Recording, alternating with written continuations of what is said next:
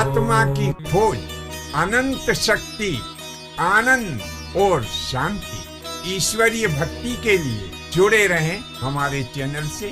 आपका अपना चैनल गुरु अशोक तिवारी, लाइक और सब्सक्राइब करना ना भूलें।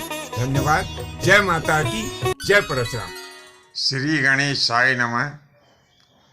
प्रिय बंधुओं, वैसे तो यह जो सर्प का विष होता है ना, यह बड़ा ही तेज होता है, परंतु कुछ योग ऐसे आ जाते हैं जिनमें इसका वेग और बहुत ज़्यादा बढ़ जाता है।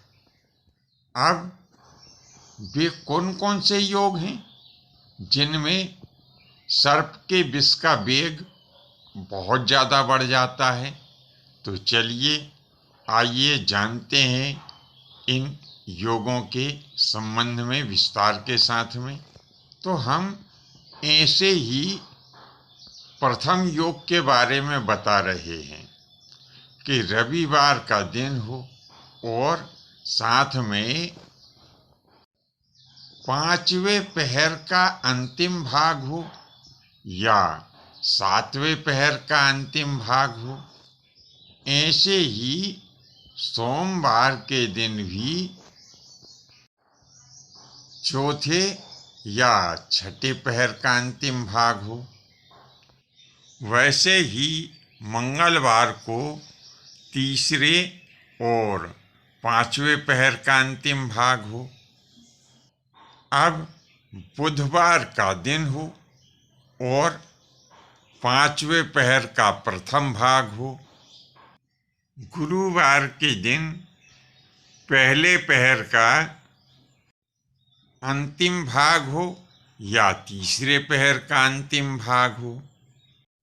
शुक्रवार के दिन दूसरे और चौथे पहर का अंतिम भाग हो। ऐसे ही शनिवार के दिन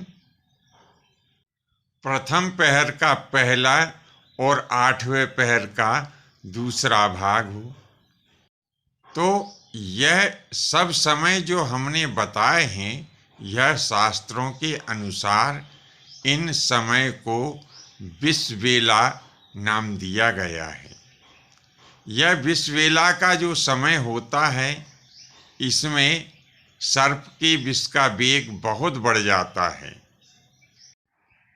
ऐसे ही दिन और रात में जो पहला पहर आता है, उसका अंतिम भाग और 8वें पहर का दूसरा भाग, इसको शास्त्रों में नागबेला कहा है।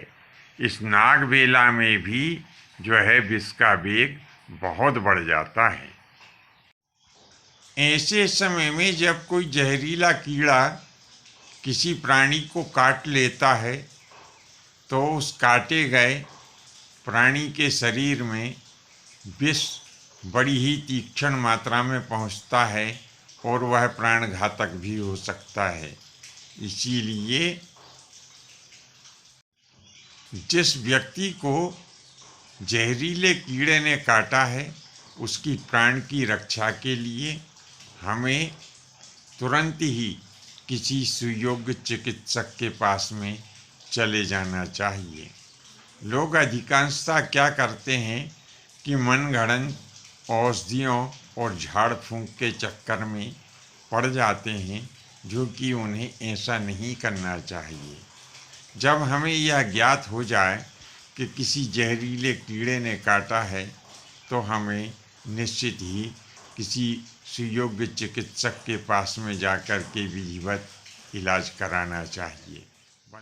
अब हम यहाँ पर एक बात और स्पष्ट कर दें कि यहाँ पर जो हमने पहर शब्द का उपयोग किया है, तो यह पहर भारतीय समय मापक की एक प्राचीन इकाई है। 24 घंटे में 8 पहर होते हैं और 3 घंटे का एक पहर होता है।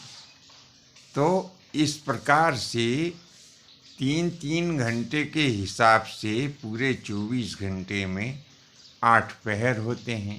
तो इसमें जहाँ हमने शब्द प्रयोग किया कि पहर का प्रथम भाग, तो उससे यह समझना चाहिए कि उस पहर के जो शुरुआत के 1.5 घंटे होते हैं उनसे इस आशय को समझना चाहिए।